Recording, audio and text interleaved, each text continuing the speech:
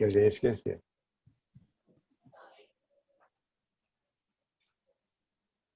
Então, estamos gravando. Estamos gravando, né? Ok. Então, repetindo aqui, então, está o esqueleto axial, formado pelo crânio, pela coluna vertebral, pelas várias costelas,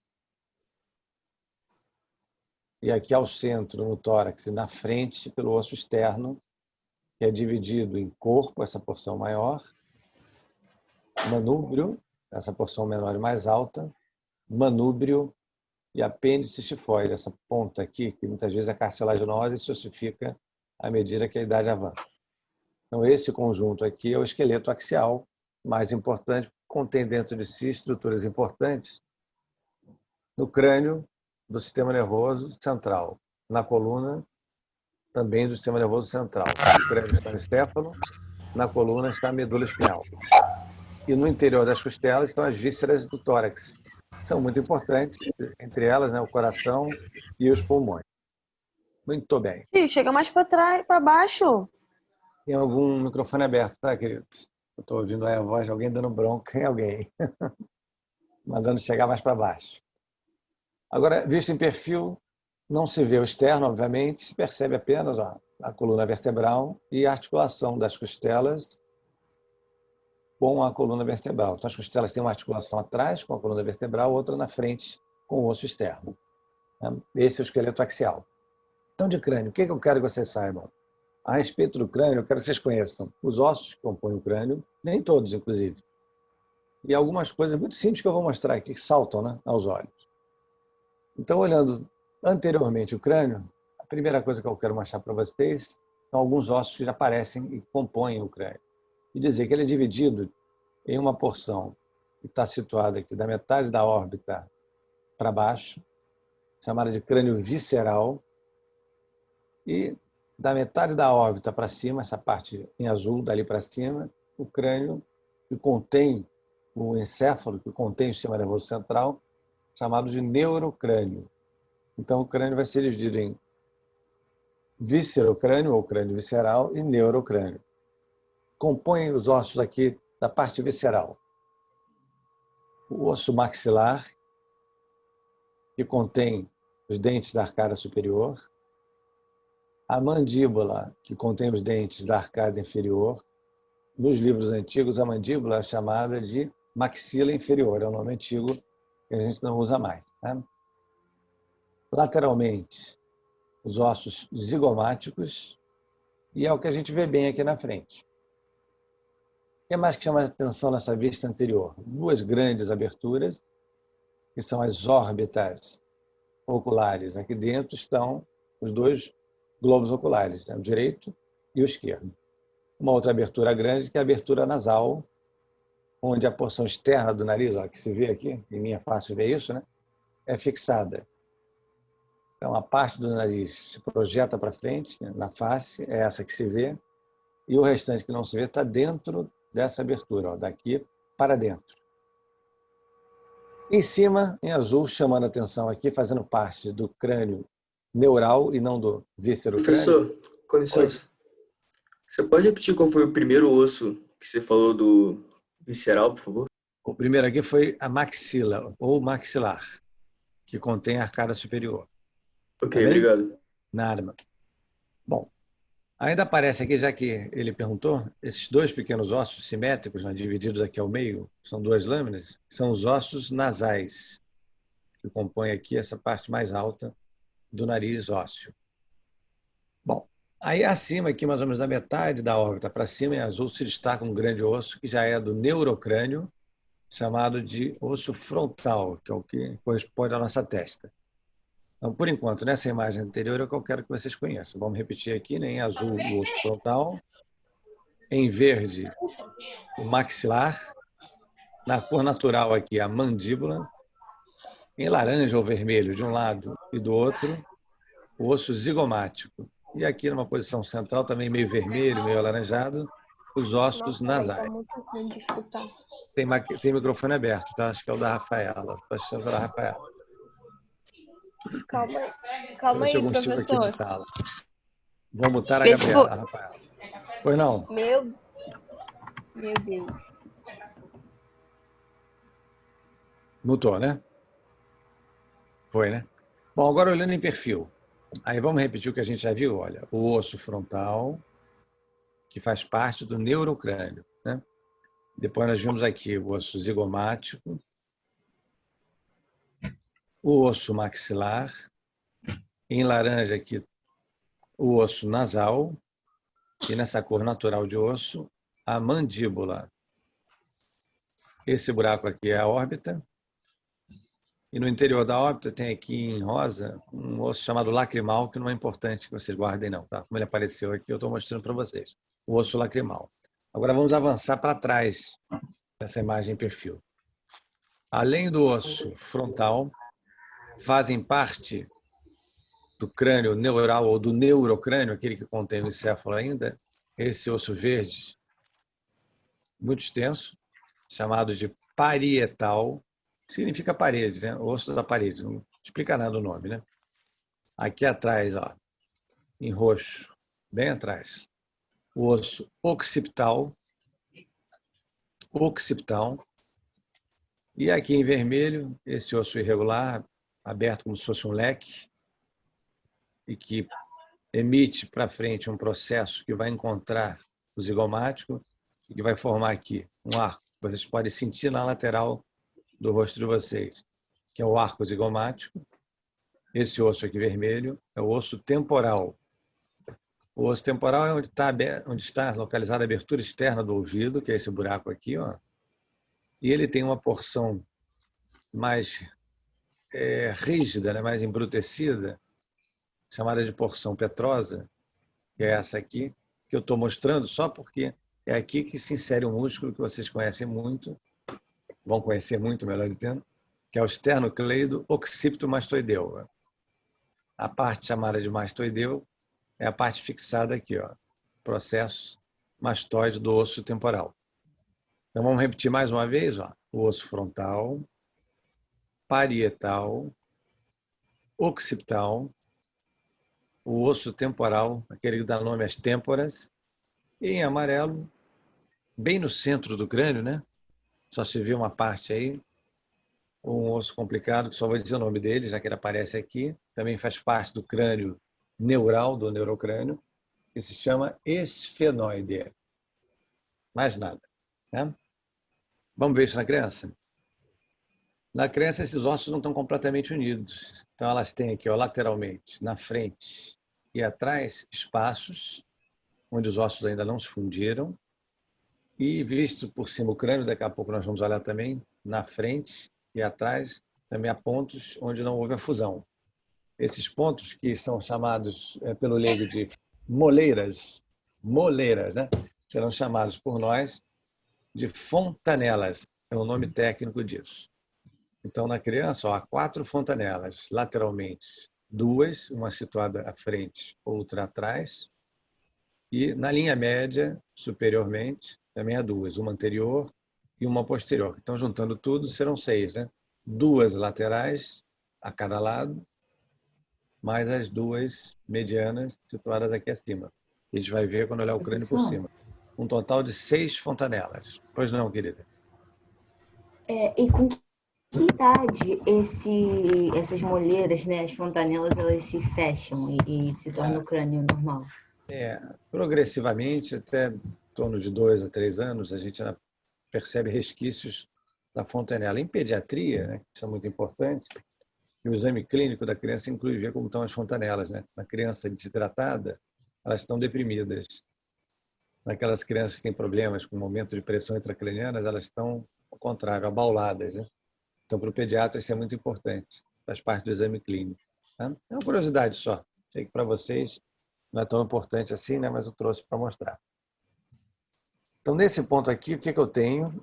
Posso usar esses termos que a gente conversou sobre eles, né? Tem um corte sagital, que é mediano do crânio. Então, o corte é assim, ó, como eu estou mostrando aqui, ó, dividindo o crânio em 2 metades. A metade direita ficou aí na tela para vocês verem, a metade esquerda foi removida. É de propósito para repetir as mesmas coisas.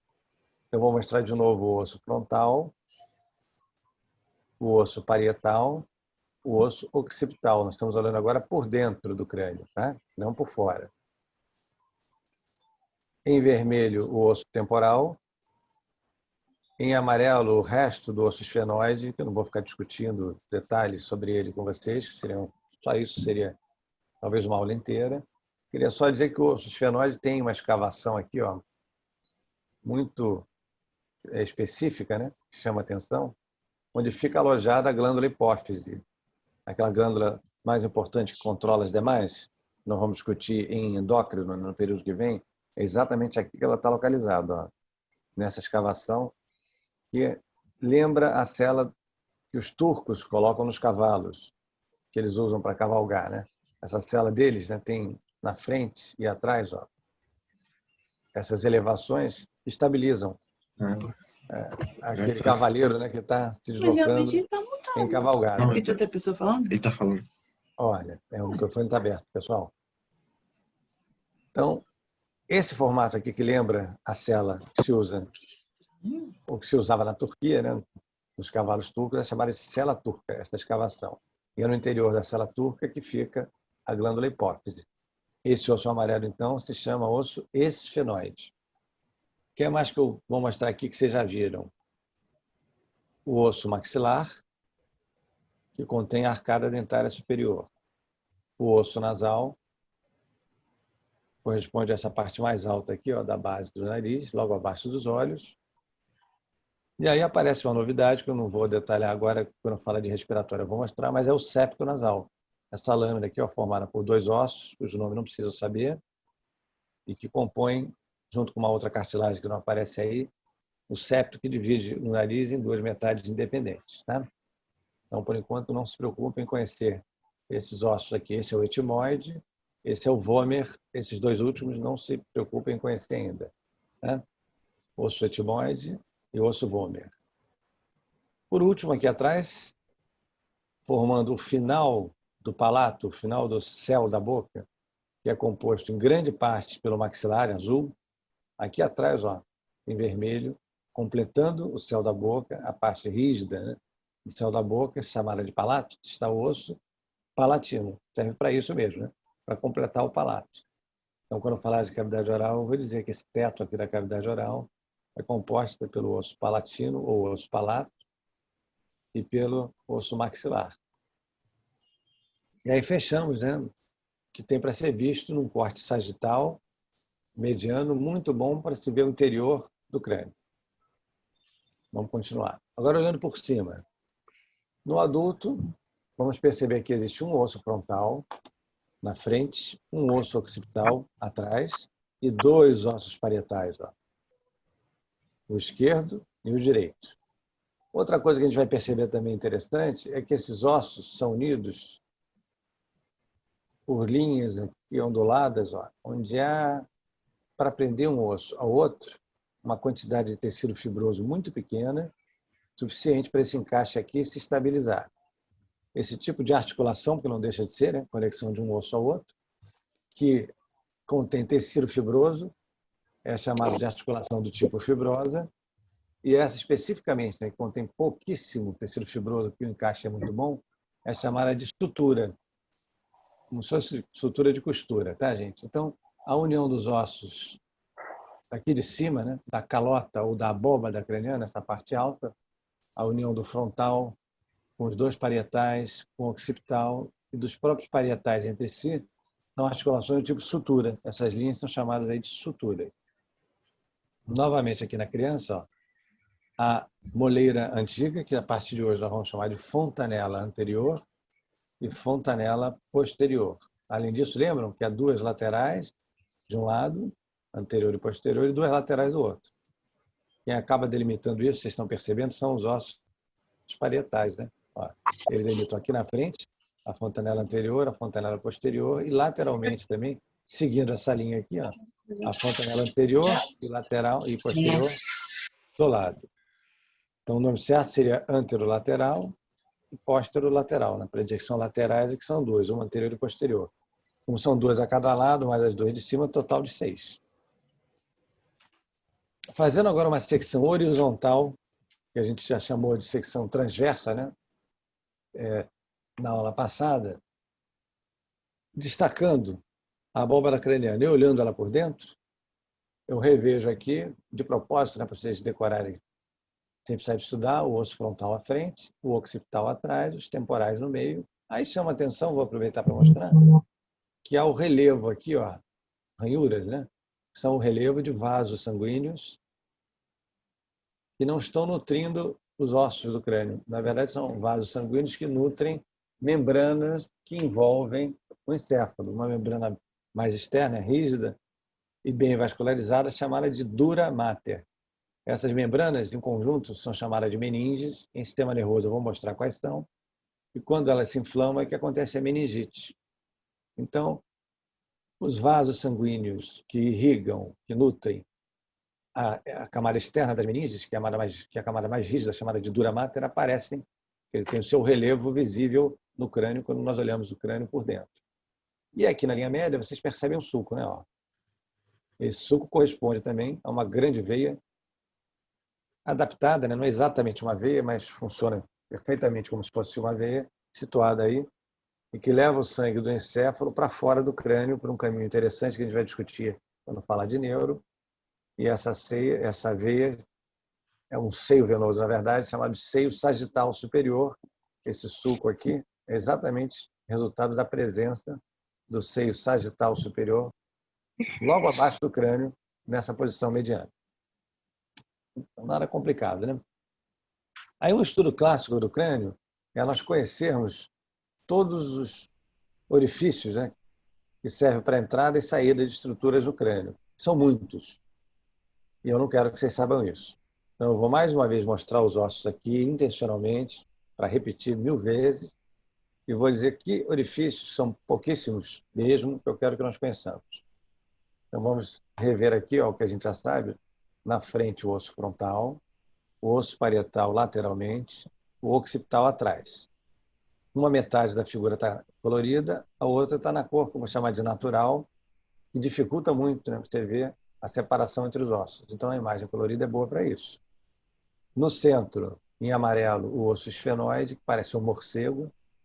Quando a gente vê ele inteiro, né, os dois lados dele, ele lembra um morcego, tem uma asa aqui, né? É um osso difícil de se ver, é esse central. E aqui em vermelho, o osso temporal. Aquele que eu disse que é importante para vocês, porque o músculo muito importante, esternocleido occipitomastoideu, se fixa no osso occipital e no processo mastoide do osso temporal. Por isso que eu quis mostrar ali aquele processo mastoide dele, está do lado de fora do crânio. Essa é uma imagem interna do crânio. Nós estamos olhando por cima, retiramos a abóbora craniana, estamos olhando lá dentro, sobrou.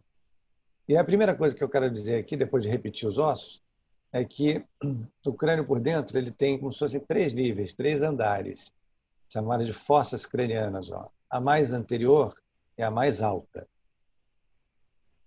A média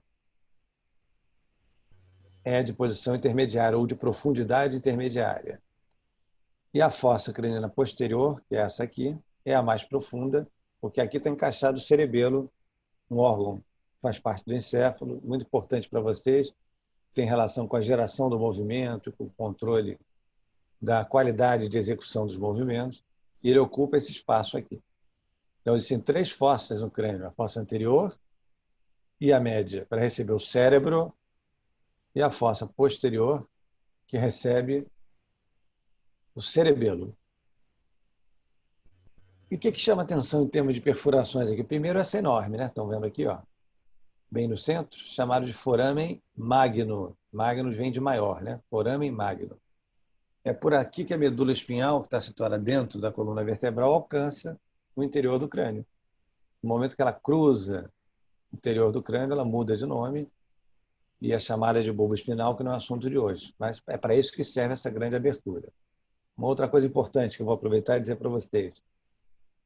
Uma artéria, as 4, né, que trazem sangue para o encéfalo, 2 delas, portanto, um par, né, de artérias que acompanham a coluna vertebral, chamadas de artérias vertebrais, entram no crânio por esse mesmo orifício, foramen magno.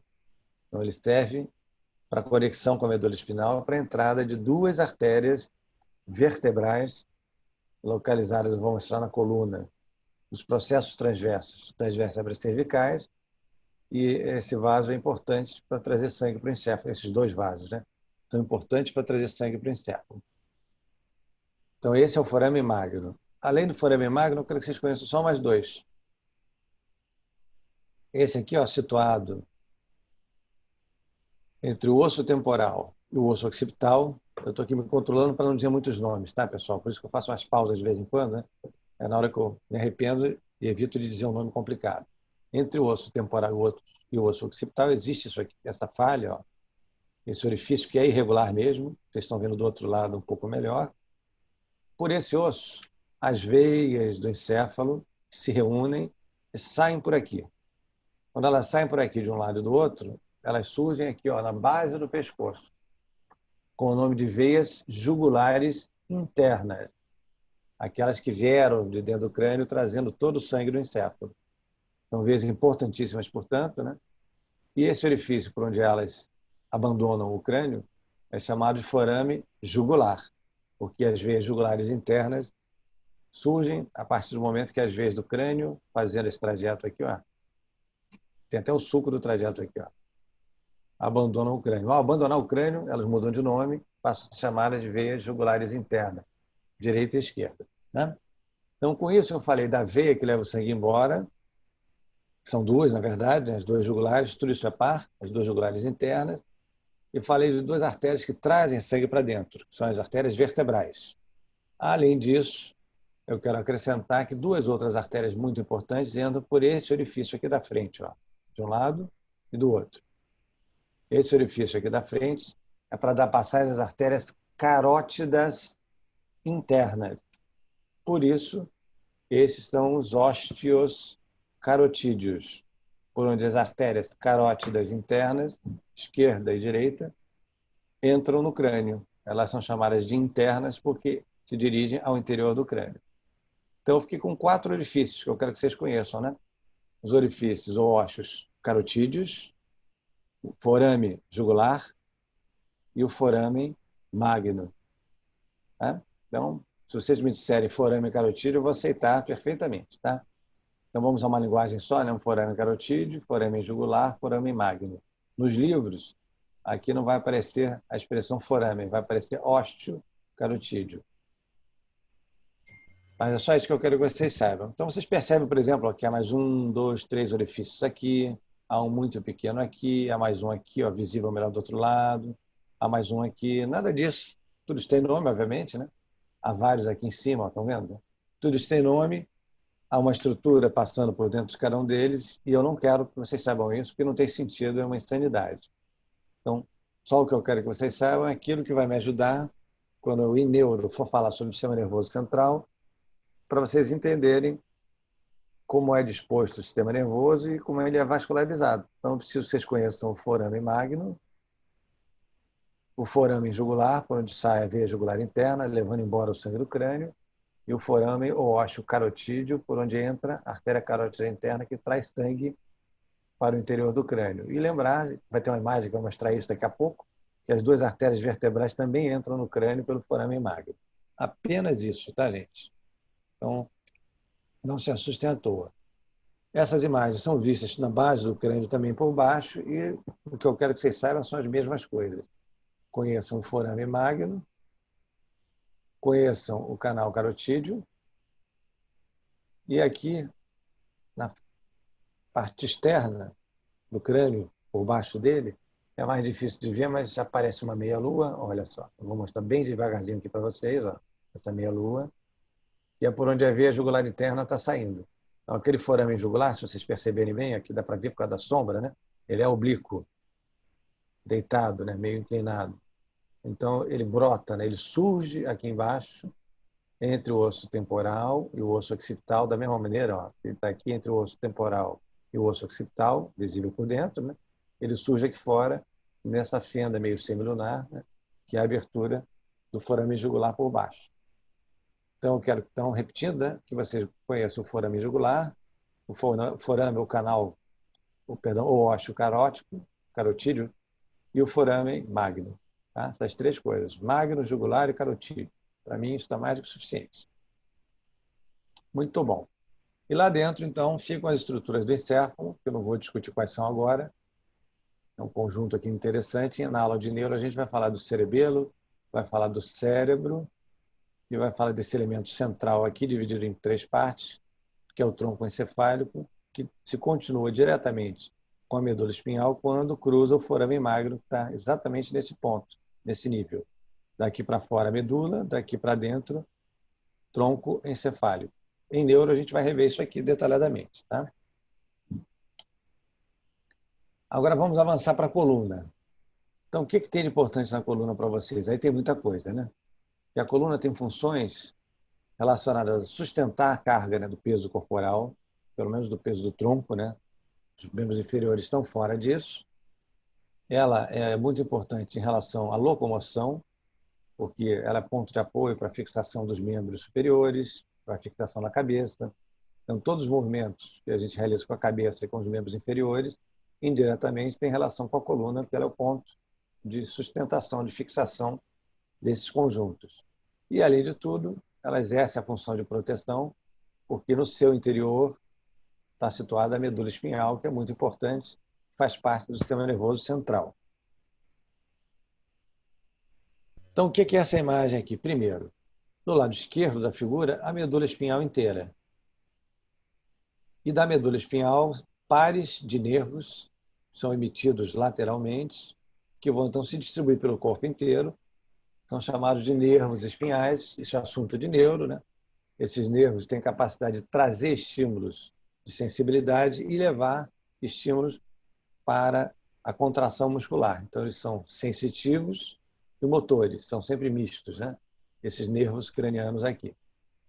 E na região mais central, a imagem maior, mostra 2 vértebras empilhadas, uma vértebra sobre a outra, portanto, na situação anatômica, para dizer que a parte anterior das vértebras, que eu vou discutir em detalhe daqui a pouco, que é bem resistente, bem robusta, que lembra um osso daqueles que nós classificamos como ossos curtos, né? Adaptados a sustentar a carga. Então, ela é relativamente isolada do restante, mas atrás dela existe um arco fixado a cada um dos corpos vertebrais, e se nós empilharmos as vértebras, esses vários arcos vão formar um túnel, um canal, chamado de canal vertebral, dentro do qual está a medula espinal, que é essa estrutura em cor rosa, parece que tem um H no centro. Ela é assim mesmo, tá, gente? E em verde aqui, ó, estão as membranas que envolvem não só o encéfalo, mas também a medula espinhal, as meninges. E por fora, finalmente, aqui um plexo de veias, que tem a ver com o retorno do sangue do interior do canal vertebral e os nervos espinhais, ó, sendo emitidos para fora da coluna vertebral. Então, atrás dos corpos vertebrais, há um canal chamado canal vertebral que contém a medula espinhal. Isso é muito importante. Traumatismos que comprometam aqui, né, esses vários arcos vertebrais, que eu vou detalhar daqui a pouquinho como eles são, vão comprometer o próprio canal vertebral, que é resultado do empilhamento de vários arcos. O arco de cima, o arco de baixo. É um empilhamento de todos eles é que gera o canal vertebral. Outra coisa muito importante é qualquer coisa que daqui da frente se desloque para trás, pode ser o corpo vertebral, num trauma onde a energia mecânica é transmitida anteriormente ao corpo vertebral. E mais comumente, essa estrutura aqui, olha, situada entre um corpo vertebral e o outro, chamado de disco intervertebral, que é uma mistura de tecido fibroso externamente com um tecido gelatinoso no centro, e que é um disco para amortecimento, para impedir que uma vértebra se choque diretamente com a outra. Esse disco intervertebral, não raramente, ele acaba se deslocando para trás e invadindo o interior do arco vertebral. Essa situação em que o disco se desloca para trás, a gente vai ver daqui a pouco, é muito comum, é a hérnia de disco ou hérnia discal. Então, a medula espinhal tem essas funções importantes: sustentar a carga do corpo, servir de um ponto, não digo fixo, mas um ponto de apoio, onde estão fixadas ou conectadas à cabeça, através do pescoço, evidentemente, né? E os ossos do membro superior, e também do membro inferior, indiretamente. E, portanto, ela está envolvida na locomoção, além de estar envolvida na sustentação, vou chamar de passiva, da carga do peso do tronco e da cabeça.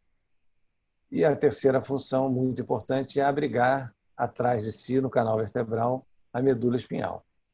Tá bom, pessoal? Muito simples, né? É assim que eu quero que pareça mesmo. Uma curiosidade é o fato de que a medula cresce menos que a coluna. No início, as duas têm o mesmo tamanho, depois a coluna vai crescendo mais, de maneira que a medula mesmo acaba em frente à segunda vértebra lombar. Para vocês, isso é só uma curiosidade. Tá? Aí a gente pode dizer aqui coisas que interessam a todos nós, né? As lesões na coluna, os traumatismos raquimedulares, as hérnias de disco, seja lá o que for, situados abaixo da segunda vértebra lombar, portanto, não atingirão a medula espinhal. Só vão atingir aqueles vários nervos que continuam a ser emitidos para fora da coluna e que têm sua origem na medula, mas a medula propriamente não vai ser atingida. Isso é bom, né? Que a região que mais sofre na nossa coluna é exatamente o final das vértebras lombares, onde a aplicação do peso, da carga do tronco, é mais intensa. Outro local relativamente frágil, não surpreendam com isso, tá, pessoal? É o pescoço. Que as vértebras aqui são delicadas e o pescoço sustenta uma estrutura que se torna muito pesada com o nosso desenvolvimento, que é a cabeça, né, que desenvolveu bastante o seu conteúdo, que se chama encéfalo, vocês já sabem, sobretudo às custas do aumento do cérebro, que é a parte mais nova do encéfalo, chamada de telencéfalo. Só curiosidade isso. De maneira, então, que a cabeça pesa aí uns 7, 8 quilos, que são sustentados diretamente ou imediatamente, né, pela porção cervical da coluna vertebral. Então, aqui também acontecem muitas doenças, tanto degenerativas, e essa é uma região muito sensível aos traumas causados por desaceleração brusca. Isso acontece, obviamente, em acidentes automobilísticos, né? Então, quando você choca o veículo frontalmente contra um outro veículo ou contra um anteparo que é estático, né, que não tem flexibilidade, por exemplo, uma árvore, né, que é muito mais resistente do que a gente imagina, muito mais do que um poste, é uma árvore, né? Então, toda a energia mecânica é imediatamente refletida para você. E acontece aquele movimento, né, em que o corpo é jogado para frente e depois para trás. Nesse movimento de volta da cabeça para trás, acontece uma extensão exagerada da coluna cervical e, frequentemente, há fraturas aqui dos arcos vertebrais que ficam atrás, perdão, dos arcos vertebrais que ficam atrás, né, quando a gente faz uma hiperextensão, uma extensão exagerada. Por isso, então, pessoal, que o cinto, obviamente, é necessário para, na ida, você ser mantido dentro do carro, não sair pelo para-brisa dianteiro, e aquele apoio de cabeça que os bancos têm tem que estar bem regulado para, de fato, apoiar aqui, ó, o osso occipital. Na volta, haver um anteparo que impeça a hiperextensão do pescoço. Esse movimento de vai e vem, que é muito comum, é chamado de chicote, movimento em chicote. Ele é responsável, inclusive, por tetraplegia, que é a perda do movimento dos membros superiores e inferiores, porque as lesões de medula nesse nível vão estar situadas acima do ponto onde saem os nervos espinhais destinados tanto ao membro superior quanto ao membro inferior. Tá? Então, é muito importante, se vocês estiverem dirigindo como carona ou atrás, colocar o cinto e ajustar o apoio da cabeça. Muito importante mesmo, tá, pessoal? E essa imagem aqui da anatomia que está por trás das anestesias peridurais e raquimedulares, que para nós não interessa, é só a ideia de que a agulha é introduzida abaixo da segunda vértebra lombar, onde a medula espinhal está aqui, ó. A medula espinhal já acabou, ela acaba aqui. Daqui para baixo não tem medula espinhal, então entrar com a agulha aqui é mais seguro, porque o risco de perfurar a medula não existe. Tá? Bom, então como é que nós dividimos a coluna vertebral? Ela é esse conjunto inteiro de vértebras empilhadas, que nós estamos vendo aqui pelas costas, dorsalmente, numa vista posterior. Essa imagem é muito boa, né? Porque tem os segmentos da coluna vertebral em cores diferentes. E aqui uma colinha para dizer que nós temos 7 vértebras cervicais, 12 vértebras torácicas, é o mesmo número de costelas a cada um dos lados, são 12 costelas a cada lado, 12 vértebras torácicas. Depois 5 vértebras lombares, aquelas, né, que são mais sobrecarregadas por sustentarem o peso da cabeça, membros superiores e do tronco, e um conjunto, ou melhor, dois conjuntos de vértebras soldadas. Estão aqui em azul o osso sacro, que é um conjunto de 5 vértebras que se fundiram e viraram uma coisa só, não tem disco intervertebral, funciona como osso único. E, finalmente, um outro osso que é resultado da fusão de 3 a 5 vértebras e que representa a regressão, a involução de uma cauda que existiria a partir desse ponto. Se nós tivéssemos cauda, né, esse osso seria longo e teria várias vértebras articuladas, como nos macacos, por exemplo, né, ou em alguns deles. Esse osso é o cóccix, ou cóccix, porque tem X no final, é assim que se escreve. Então, a coluna é formada por esses segmentos. São várias vértebras empilhadas no processo de construção do corpo, que a gente chamou de metameria na aula passada, né? Então, a coluna vertebral é um exemplo muito bom de metameria, empilhamento de vários segmentos divididos ou separados uns dos outros por planos transversos. Lembram disso? Está aqui, então, de novo, o exemplo de metameria para você. O que chama atenção, né, no esquema como esse? Que a coluna vista pela frente ou por trás, pela frente é mais difícil de ver porque o osso externo e as costelas atrapalham, né? Ela deve ser perfeitamente alinhada, né? O que é difícil. Perfeitamente alinhada, aplicada sobre uma linha que atravesse longitudinalmente, dividindo o nosso corpo em duas metades, né? Então, ela tem que ser alinhada medianamente, a coluna. Isso é o normal. Quando a gente olha de frente, então, ou por trás, a gente vê que a coluna é alinhada, retilínea. Na frente, nós vemos melhor os corpos vertebrais, empilhados aqui como vários cilindros, com os discos intervertebrais na cor cinza, servindo de amortecedores entre um corpo vertebral e outro. Por enquanto, eu só vou dizer isso. Lá embaixo, o sacro, que é a fusão de 5 vértebras, e no final, o cóccix, que é a fusão de outras 3 a 5 vértebras.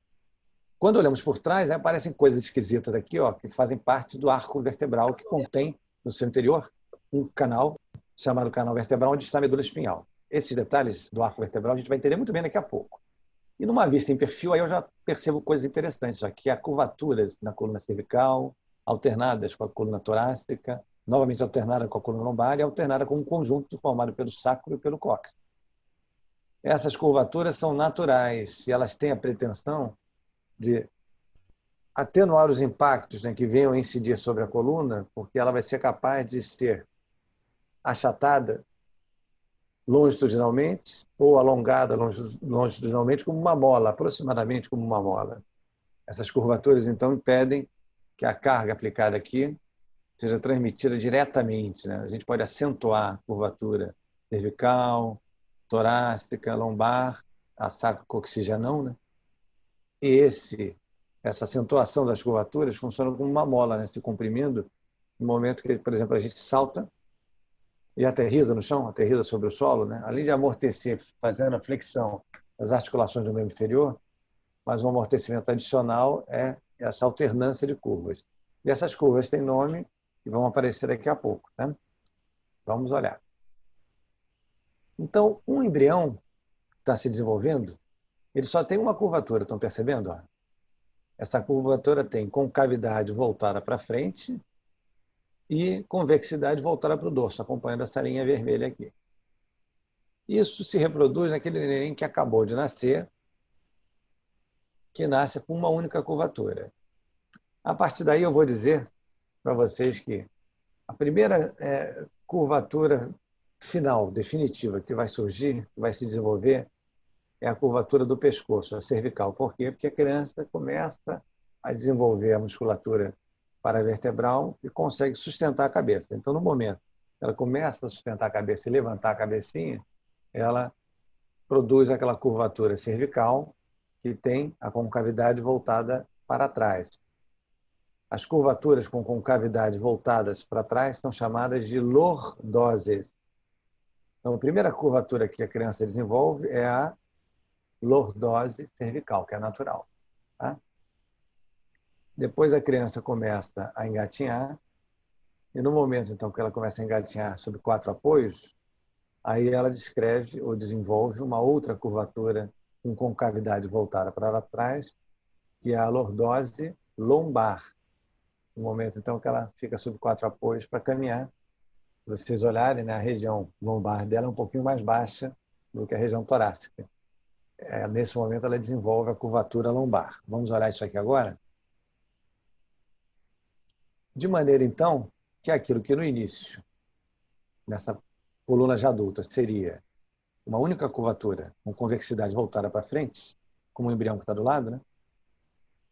No adulto, então, fica um conjunto de curvaturas se alternando, que são a lordose cervical, aquela resultante da criança sustentar o peso da cabeça, a lordose lombar, que se desenvolve quando a criança começa a engatinhar em 4 apoios, e persistem na conformação original do embrião aquelas curvaturas cuja concavidades são voltadas para frente. Uma no tórax, que é essa aqui, ó, e a outra que é o conjunto do sacro com o cóccix, com a concavidade voltada para frente e convexidade para trás. Essas curvaturas de concavidade anterior, no tórax e no conjunto sacro-coccígeo, são chamadas de cifoses, com C que se escreve, tá, gente? Então, nós temos uma cifose torácica, que é natural, não é doença, e temos a cifose sacro-coccígea, que também não é doença, é natural. Assim como temos a lordose cervical e a lordose lombar, que também não são doenças, são curvaturas normais da coluna. E aqui tem uma colinha, ó, lordose cervical, cifose torácica, lordose lombar e cifose sacral para vocês, para facilitar memorizar depois, né? Essas curvas acentuadas, a partir de ângulos que os números a gente não tem que decorar, vão caracterizar doenças ou desvios, né, da coluna. E aí nós vamos dar ao nome original, lordose, cifose, vamos acrescentar um prefixo de hiper, para mostrar que a curvatura natural está intensa demais. Então, o exagero na lordose cervical vai ser chamado de hiperlordose. O exagero na lordose lombar vai ser chamado de hiperlordose lombar. O exagero da cifose torácica vai ser chamado de hipercifose torácica, que é o corcundinha, né? E a região sacroilíaca não se modifica praticamente nada, porque são ossos, conforme vocês já entenderam, fundidos, não são vértebras independentes, né? Então, quais são os desvios em relação às curvaturas que mais acontecem? Disparado aqui no Brasil, a hiperlordose lombar, né? Nas meninas, isso já é quase como uma postura natural, porque o bumbum fica empinado. Os homens tendem a ter a musculatura anterior do abdômen enfraquecida e não dão apoio à coluna. A coluna, então, é tracionada para frente e para baixo pelo peso do tronco e vai acentuando a lordose lombar. Algumas pessoas têm uma curvatura excessiva na coluna torácica, são um pouquinho corcundas, isso é muito comum nas moças que têm a mama muito grande, tanto pelo próprio peso da mama, quanto pelo desejo involuntário, né, de ocultar, né, as mamas muito grandes. Então, elas tendem a inclinar o tronco para frente e aproximar os ombros, inclusive. Os ombros também para frente, né? Então, essa postura com os ombros à frente e a coluna torácica voltada para frente, para deixar menos perceptíveis as mamas muito grandes, favorece muito a hipercifose torácica. Ó, lembra que a cifose é normal. E na cabeça, a hiperlordose cervical é resultado do peso excessivo da cabeça e de falta de treinamento da musculatura eretora da espinha, né? Não há uma atividade assim laborativa, né, ou um hábito que agrave a hiperlordose, cervical, à exceção do uso de travesseiros, né? Podem estar mal posicionados, podem ser muito altos e comprometer essa transição, na maioria das vezes, entre coluna cervical e coluna torácica, né? Quando o travesseiro é muito alto. Então, o ideal é que a gente durma de lado e o travesseiro tem a altura, né, que vai aqui, ó, da extremidade lateral do ombro até a sua orelha, para preencher esse espaço. Imagina que você é deitado de lado e sua cabeça não fique pendente lateralmente. Então, o que o travesseiro deve fazer é preencher esse espaço aqui. Tá bem, querido? Muito bom. Então, olha só, um desvio postural, uma curvatura torácica excessiva. Com uma curvatura torácica normal é a cifose torácica. Quando ela é excessiva, nós chamamos dessa condição de hipercifose torácica. A hiperlordose lombar, que eu disse para vocês, né, tem relação com a perda de tônus na musculatura anterior do abdômen, junto com a obesidade visceral. Então, observe como a barriga puxa para frente, né, o tronco. Puxa, traciona o tronco para frente. Semelhante ao que acontece, por exemplo, na grávida, né? Por uma condição fisiológica normal e transitória. No homem, normalmente, isso é definitivo, né? Se ele não se cuidar, não é transitório. Na mulher é transitório durante a gravidez. Tá? Então, os mecanismos de hiperlordose lombar causam muita dor lombar.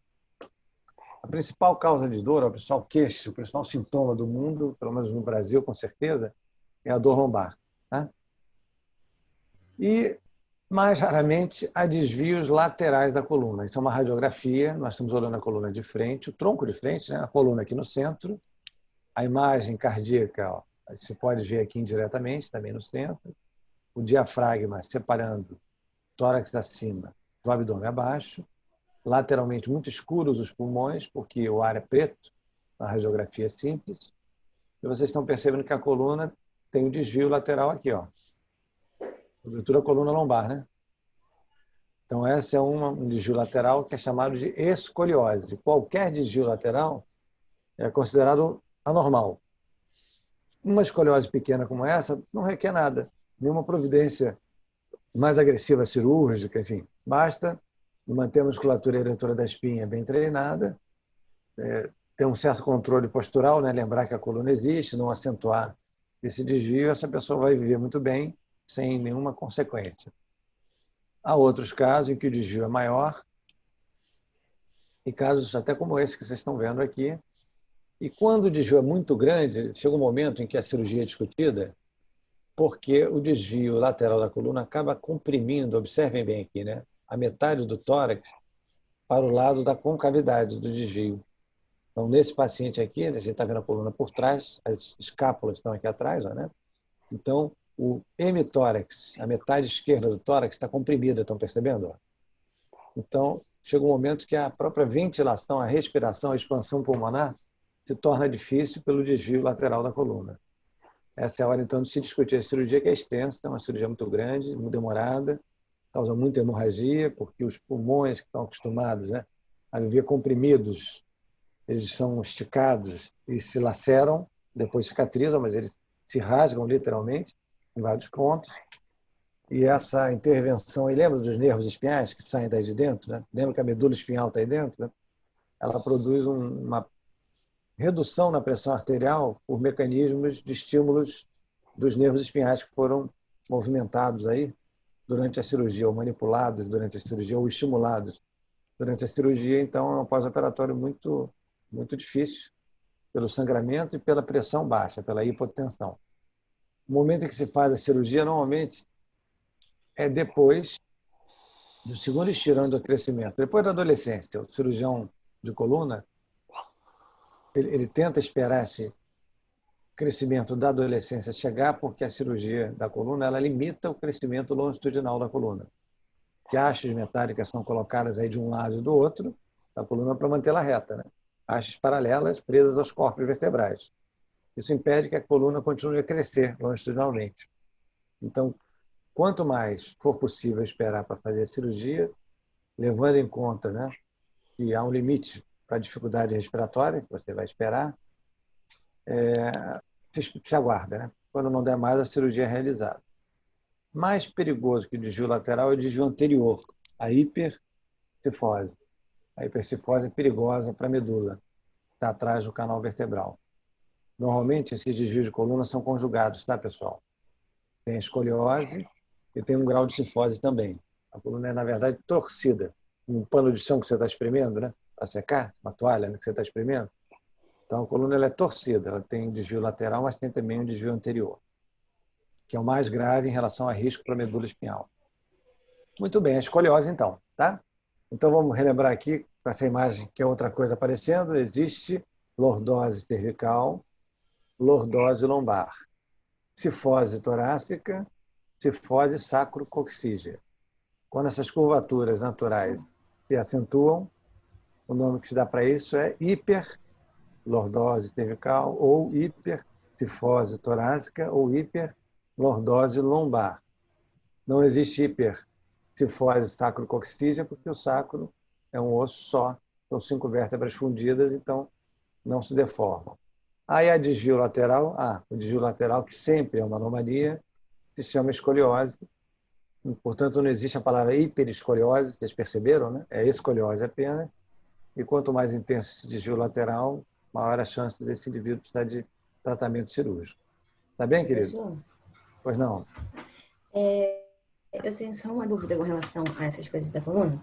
Uhum. Que você estava falando que a longo prazo essas coisas podem causar muito dano e muitos problemas Uhum. para a pessoa. Quando a coluna ela é retificada na altura do pescoço, isso também pode causar problemas ao longo da vida da pessoa? Aí você perde o mecanismo de amortecimento, né, que a coluna inteira tem, e perde justamente na porção da coluna que está logo em contato com a cabeça. Quer dizer, aquela que primeiro amortece o peso da cabeça. Não é uma situação de gravidade de forma alguma, não é uma situação de risco para a medula espinal, mas é provável que essa pessoa tenha dores, né, cervicais e eventualmente até irradiadas pelo membro superior, porque os nervos do membro superior são originados na medula, nos segmentos, né, cervicais da medula espinhal. Mas não é uma situação de gravidade, de forma alguma. Tanto que um indivíduo que sofre um trauma daqueles que eu expliquei para vocês, né, que fratura as vértebras cervicais, para ele a cirurgia proposta é exatamente a colocação de uma placa à frente dos corpos vertebrais, aparafusada nos vários corpos vertebrais que estejam envolvidos nessa fratura. O nome dessa fixação artificial que impede o movimento que haveria naturalmente entre os ossos, o nome técnico disso é artrodese, uma palavra só. Artro vem de articulação, né? E dese é fixação. Então, a cirurgia proposta é uma artrodese, no caso aí, né, da coluna cervical. E as pessoas vivem muito bem com isso. O movimento de rotação da cabeça, em grande parte, se dá entre a primeira e a segunda vértebra cervicais. Dificilmente os traumas acometem essas duas vértebras. Se não for perfuração por arma de fogo, né, que caprichosamente se dirige a esse nível, dificilmente os acidentes envolvem essas duas vértebras. Tá? Então, o movimento de rotação na cabeça fica preservado. Você perde a flexão e extensão, e quando faz a rotação em graus muito elevados, acaba que o ombro vai junto. A gente brinca, né, que o paciente fica meio Robocop, né? Faz aqueles movimentos robóticos. Diferente de vocês, conseguem livremente girar a cabeça até o queixo se alinhar com o ombro. Tá? Quanto mais jovem, melhores esses movimentos. Tá bem, queridos? Tá bom, obrigada, professor. Então, olha como é fácil o que eu vou mostrar agora. O segredo de tudo para entender uma vértebra é essa imagem. Olha que bacana. E aí a gente vai entender que uma vértebra não é nada, ela é considerada, lembra, classificada como osso irregular. Por quê? Porque ela é formada por um corpo vertebral situado à frente, que se fosse só ele, nos garantiria, né, que essa vértebra seria classificada de osso curto.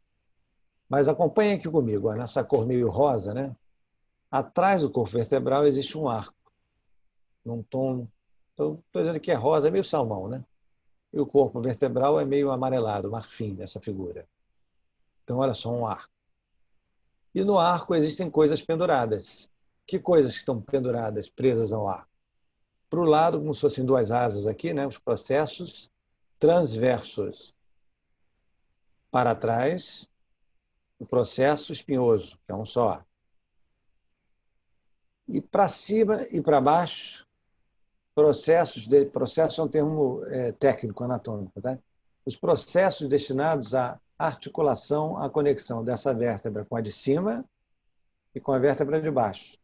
Aqui na cor cinza, são os processos articulares superiores de um lado e do outro e inferiores de um lado e do outro. A posição dos processos articulares acaba fazendo com que o arco seja dividido ou subdividido em uma parte dorsal composta por duas lâminas, ó, a lâmina esquerda e a lâmina direita. Então, as lâminas são partes do próprio arco vertebral, que estão situadas, vou ser bem preciso, já que a imagem está boa, né, entre os processos articulares e o processo espinhoso. Portanto, isto aqui, ó, é uma lâmina, a lâmina esquerda do arco vertebral. Desse lado aqui, a lâmina direita do arco vertebral. E o resto do arco vertebral que sobrou aqui, para fixar o arco no corpo da vértebra, de um lado e do outro, entre o corpo vertebral e os processos articulares, esse restinho do arco que sobrou é chamado de pedículo. Pedículo significa pequeno pé, pezinho. Então, a vértebra é composta por corpo vertebral, processos transversos, processo espinhoso, processos articulares e um arco vertebral. E esse arco vertebral acaba sendo subdividido em pedículo e lâmina a cada um dos lados. Então, pedículo e lâmina do lado esquerdo, pedículo e lâmina do lado direito. É isso. Não sei se vocês entenderam tudo sobre vértebras. Bom, Oi, querida. Pois não. esse ossinho aqui que fica na parte de trás do pescoço, que às vezes muita gente tem ele mais para fora, assim, Sei é qual onde é. termina a coluna? Isso. Esse é o processo, agora eu posso falar, né, que você já sabe, é o processo espinhoso da sétima vértebra cervical, que é aquela cujo processo espinhoso é maior, tanto que ela é chamada de vértebra proeminente, e que se percebe aqui atrás, na base do pescoço. Tá? É a Entendi, sétima obrigada. vértebra cervical. Isso para nós é bom. Como médico, a gente olha, ele já sabe, essa é a sétima vértebra cervical. Muito bom, gente, vocês estão acompanhando. Então, aqui, olha, eu tenho vértebras chamadas de típicas, porque tem as características típicas da região cervical, da região torácica e da região lombar. Eu vou usar essa imagem com as três, depois vou mostrar cada uma delas separadas, só para enfatizar. Então, o que eu percebo numa vértebra cervical? Se eu pegar um monte de vértebra assim, em cima da mesa, né, numa aula prática, o que vai me chamar a atenção com a vértebra cervical? Primeiro que o corpo vertebral é pequeno. Por quê? Porque ela sustenta menos peso, por exemplo, que a vértebra lombar, que tem um corpo vertebral maior. Segundo, que muitos dos processos espinhosos, posso usar a expressão que vocês já sabem o que é, são bifurcados ou bífidos. Terceira característica, o processo transverso também é bífido. Tem um tubérculo anterior e um tubérculo posterior. E mais do que isso, ele é perfurado. Então, existem os forames dos processos transversos. Aí eu tenho que dizer, não há como vocês saberem disso, esse orifício é para que uma artéria vá subindo por dentro da coluna cervical e essa artéria, no final, vai entrar no encéfalo ou vai entrar no crânio para irrigar o encéfalo através do foramen magno. Essa artéria, então, que passa dentro dos processos transversos das vértebras cervicais, é chamada de artéria vertebral. E são duas, a esquerda e a direita, uma para cada lado. Tá? Por isso que existem, então, os forames dos processos transversos nas vértebras cervicais e não nas outras. Atrás, os processos articulares superiores e os inferiores eu não estou vendo, de um lado e do outro. Para repetir as coisas que eu mostrei no esquema, né? E o pedículo, que é essa região aqui, que une o arco com o corpo. E, finalmente, eu disse para vocês que o arco é dividido em pedículo e dividido em lâmina, né? E que essa divisão em lâmina é exatamente dada pelo processo articular, pelo processo espinhoso. O espaço entre os dois é a lâmina do arco vertebral. A parte do arco vertebral que se fixa ao corpo vertebral é o pedículo do arco vertebral. Então, aquelas coisas do esquema, eu estou procurando mostrar na vértebra normal. E o forame vertebral, por onde passa a medula espinal, é triangular. Olha só como ele é grande e triangular, né? Ele é grande porque a medula não tem um diâmetro constante. Na proximidade dos membros superiores e dos membros inferiores, como ela tem grande quantidade de músculos para inervar, grande quantidade de informações sensitivas, de sensibilidade para trazer para o encéfalo, há muitas conexões, então, com axônios relacionados aos membros. E aí ela se torna mais calibrosa. Ela tem dilatações, literalmente. Uma cervical e outra lombar. Então, na porção cervical do canal vertebral, o diâmetro do canal é um pouco maior, assim como vai acontecer na lombar, por causa disso. Na torácica, o canal vertebral é mais estreito, porque a medula é mais estreita. Vamos descer aqui agora para ver uma vértebra torácica em perfil. Ela está em perfil, não é à toa. É para a gente ver o corpo vertebral na frente, ver os processos articulares, olha, superiores para a vértebra de cima e inferiores para a vértebra de baixo. para a gente ver o processo espinhoso, que é bem angulado para baixo, né?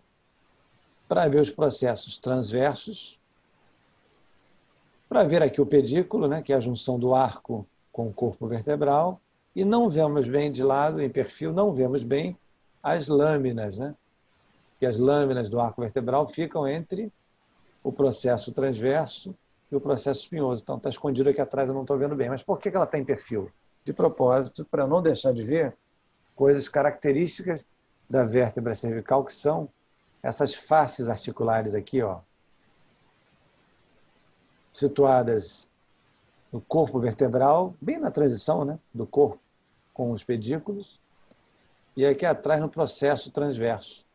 Essas faces articulares, ou essas fóveas, né, são destinadas ao contato com as costelas. A gente vai ver isso muito claramente quando eu mostrar as costelas.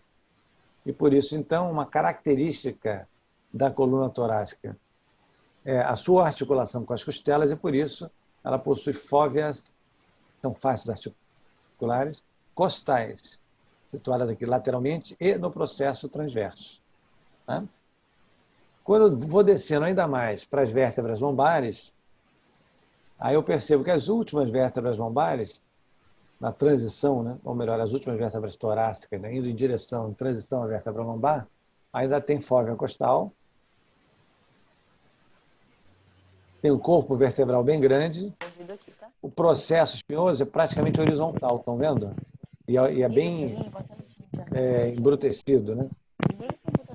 É bem espesso, bem robusto, essa é a palavra que eu queria, ele é bem robusto. Por quê? Porque essa é uma vértebra que está se tornando, está se transformando em uma vértebra lombar. Na verdade, essa aqui deve ser a primeira vértebra lombar, tem a última fóvea costal, é nela que fica normalmente. E a vértebra lombar, então, que características ela tem? Esse processo espinhoso horizontal e robusto, o corpo vertebral também muito robusto para sustentar a carga, e como via de regra não tem fóveas costais, porque as costelas acabam na medula ou no segmento torácico da coluna vertebral. Tá? Aí, já que está aparecendo aqui, eu vou mostrar agora elas articuladas para vocês. Eu acho melhor discutir o que eu quero, detalhe nas articulares. Então, olha aqui comigo uma vértebra cervical com as mesmas características, né? Agora em peça anatômica mesmo, né? O corpo vertebral, os processos transversos com tubérculo anterior e posterior, com foramen dos processos transversos, o processo articular superior, o inferior está aqui. Observe que o processo articular é horizontal, estão percebendo? Ó? Como o corpo aqui, ó, bem horizontal. O pedículo, que é a parte do arco que se fixa ao corpo vertebral. As lâminas são a parte do arco que ficam entre o processo articular e o processo espinhoso. O processo espinhoso aqui atrás, que normalmente é bífido. E um forame vertebral amplo, triangular e grande, né? Porque aí a medula é dilatada. Agora uma vértebra torácica, com um corpo vertebral já maior, com processos espinhosos longos e angulados para baixo, né, oblíquos para baixo, com os processos articulares superior e inferior. E já que aqui está dando para ver, ó, vamos usar o processo articular superior do lado esquerdo, para vocês perceberem. Enquanto na vértebra cervical os processos articulares são horizontais, lembram? Ó, horizontais, como o próprio corpo vertebral, né? Na vértebra torácica, esses processos articulares estão situados em planos frontais. Eles estão assim, com meia mão, virados para frente. Em cima e embaixo estão virados para trás. Olha que interessante, né? Então, quando a gente olhar essas vértebras articulares, vocês vão perceber isso. O resto é igual. Tá? Aqui dá para ver o pedículo do arco vertebral do lado esquerdo muito bem. Estão vendo? E a lâmina se vê de um lado e do outro, as lâminas do arco vertebral. Aqui deu para ver bem.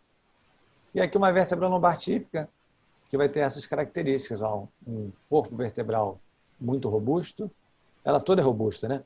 O processo espinhoso curto e horizontal e achatado, né? Em forma de uma lâmina. Vai ter os processos articulares superiores e inferiores.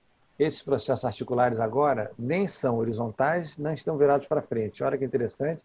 Os de cima estão virados para dentro e os de baixo estão virados para fora. Olha aqui, ó. Os de cima voltados para a linha média. Os de baixo voltados lateralmente, para o lado de fora. Ela vai mudando a posição dos arcos dos processos articulares ao longo dos segmentos que a gente esteja percorrendo. Vamos relembrar, né? O pedículo, que é a junção do arco com o corpo vertebral, e a lâmina, que é a porção do arco que fica situada entre os processos articulares e o processo transverso. E aí as vértebras lombares, elas têm um resquício do que foram as costelas no segmento torácico da coluna vertebral, que são esses processos transversos longos e também robustos, né, chamados também de processos costais. Mas vamos usar processo transverso para manter o nosso padrão. Tá? Quando se diz processo costal, quer dizer que ele é um processo transverso semelhante a uma pequena costela. Vamos guardar, vamos manter o nosso padrão, que é chamar isso de processo transverso. Tá bem?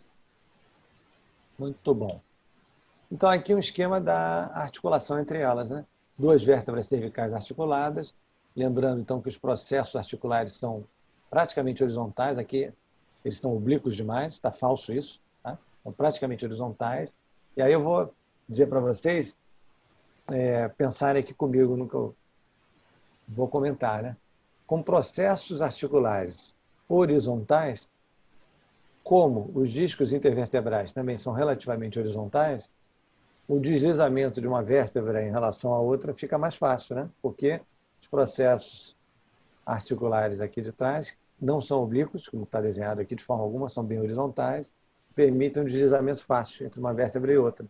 Então, essa é uma região da medula, da coluna vertebral especialmente frágil, né? Para o peso que ela sustenta, para os mecanismos de chicote que podem acontecer na vida moderna, né? E porque os seus processos articulares são horizontais. Eles não representam um anteparo que impeça a movimentação de uma vértebra em relação à outra. Então, ela depende só dos ligamentos da coluna vertebral para estabilizá-la. Tá? Na região intermediária, 2 vértebras cervicais com processos espinhosos longos, processos transversos, apresentando aqui fóveas costais, que são superfícies ou faces de articulação com as costelas, e também nos corpos vertebrais, fóveas costais, muitas vezes metade da fóvea numa vértebra, a outra metade na vértebra de baixo, significando que a costela se ajusta aqui, na transição de uma vértebra para outra. Muitas vezes vai acontecer isso. Tá?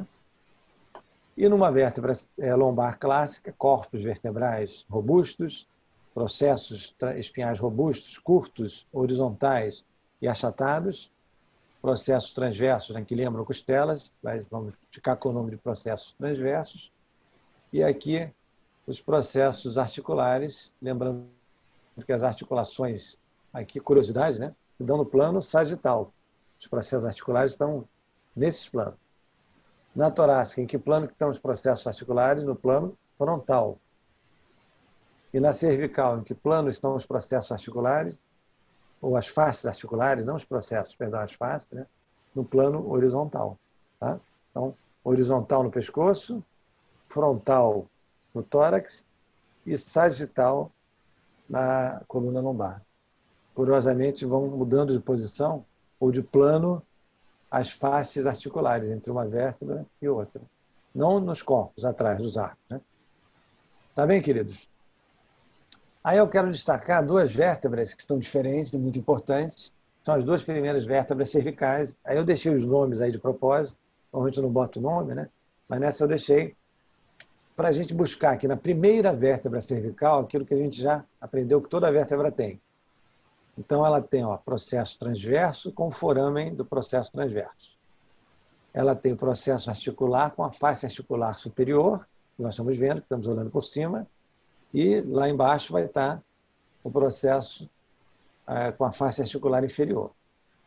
Ela tem processo espinhoso, curtíssimo, e tem a lâmina dos arcos, do arco vertebral, de um lado e do outro. A gente sabe que a lâmina fica entre o processo espinhoso e o processo articular, então isso é a lâmina.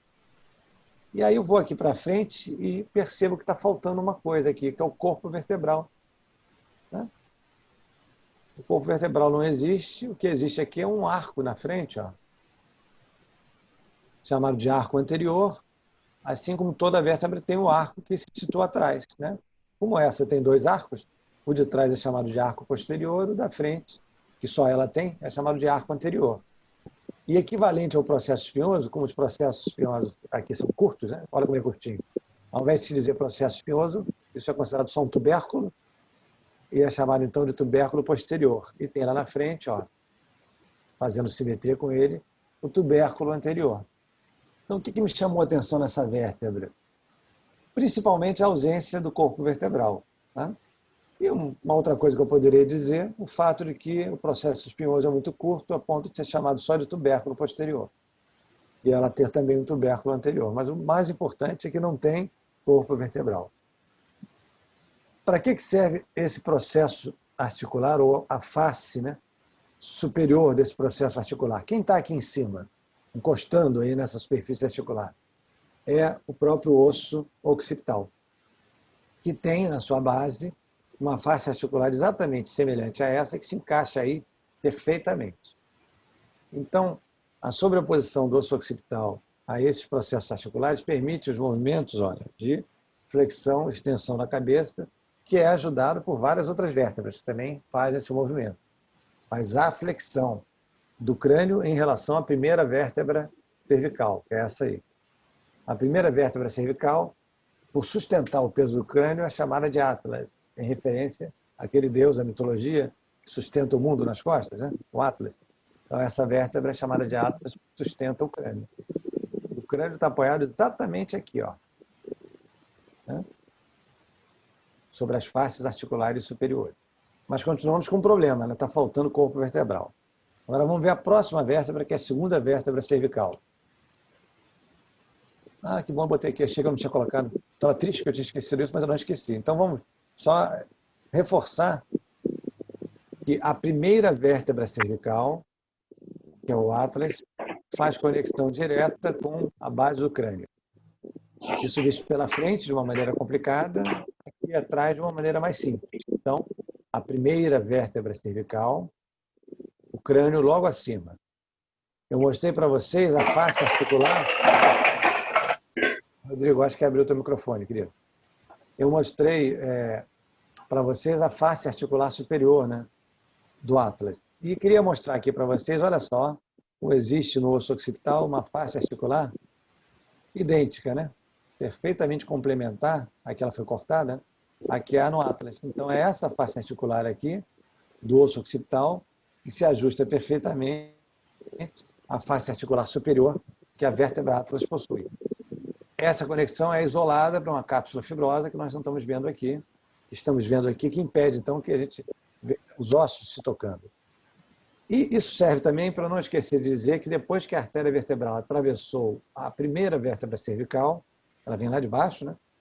Passa por todas as vértebras cervicais, depois que ela atravessa a primeira, aí ela perfura essa cápsula fibrosa que isola a articulação do Atlas com o osso occipital e vai conseguir alcançar o foramen magnum, que está aqui, ó, né? Para avançar para dentro do crânio e irrigar o encéfalo. É esse o caminho. Essa imagem aqui, volto a dizer, é uma vista posterior, melhor.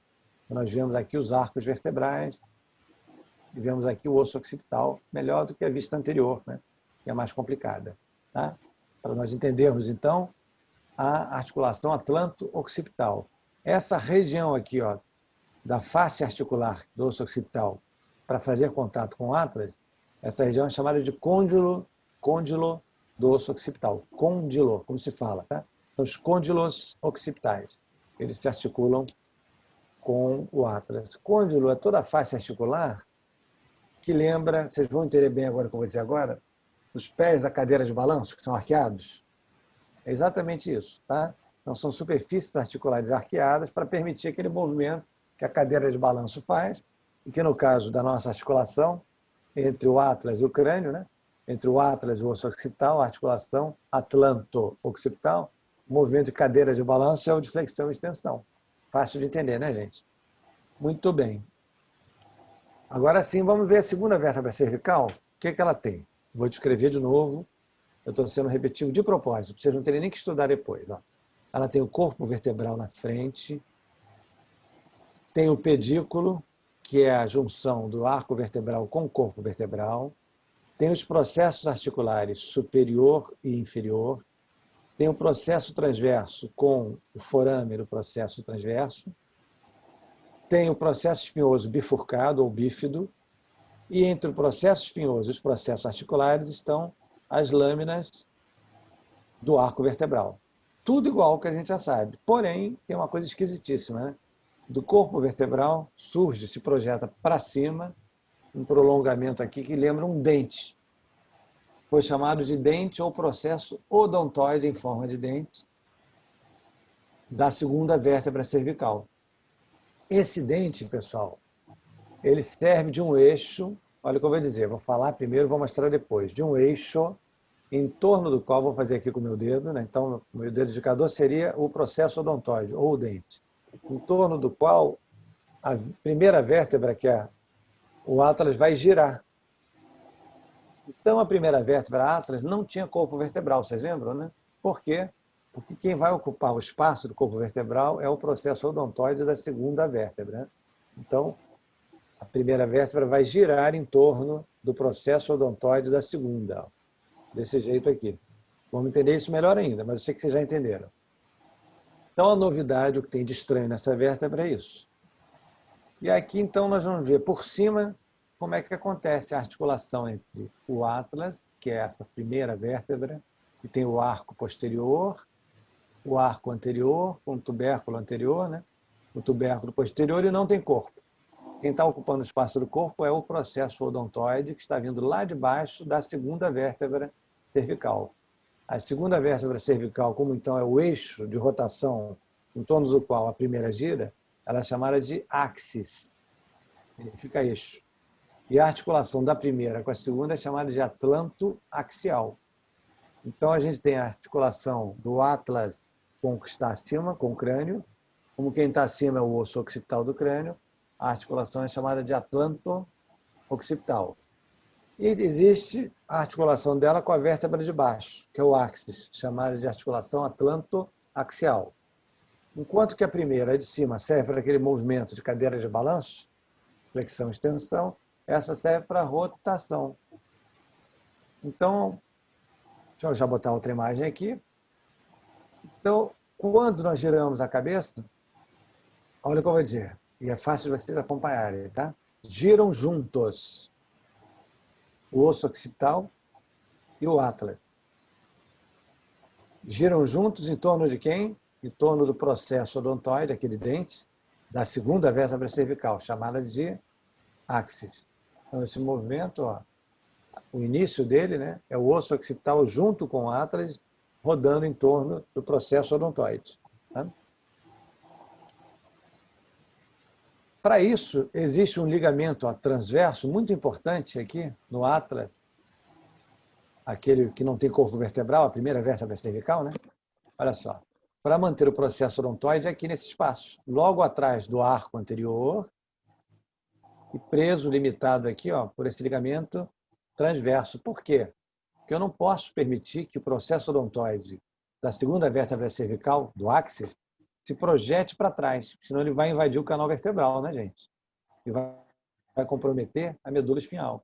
Por isso, existe aqui um ligamento muito potente, chamado de transverso, que mantém ele limitado àquela posição que seria equivalente, ó, direitinho ao corpo vertebral do atlas. Se o atlas tivesse um corpo vertebral, seria aqui o corpo vertebral.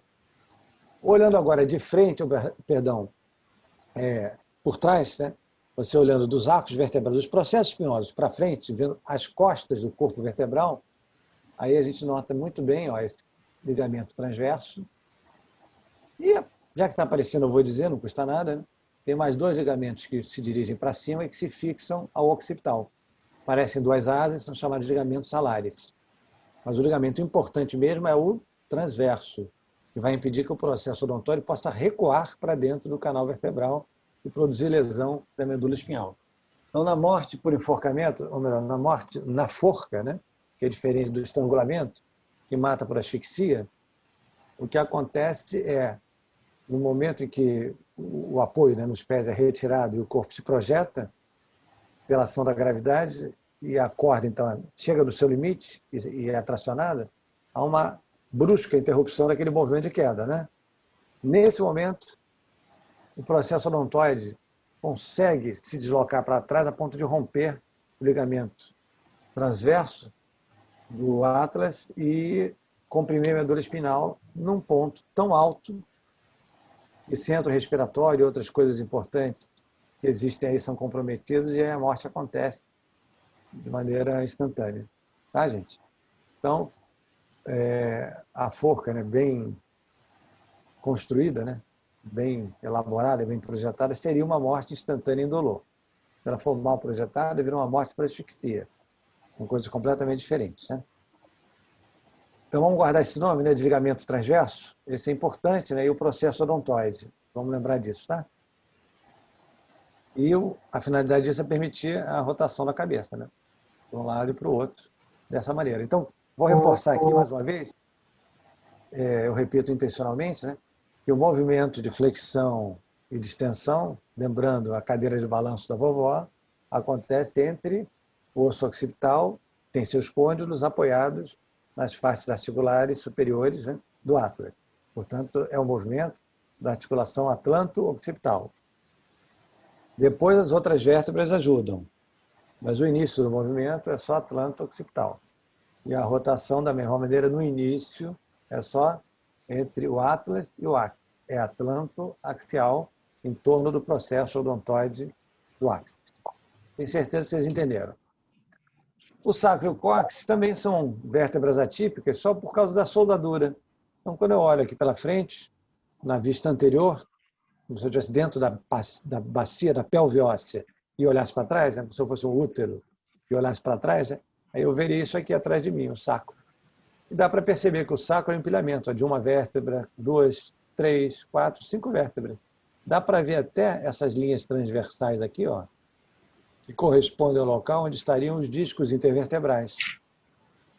E aí, uma coisa que eu esqueci de dizer, né, que eu devia ter dito, que na coluna vertebral articulada, né, inteira, há espaços entre uma vértebra e a vértebra de cima e a de baixo, que formam orifícios voltados para o lado, por onde os nervos espinhais originados da espinha conseguem abandonar a coluna vertebral.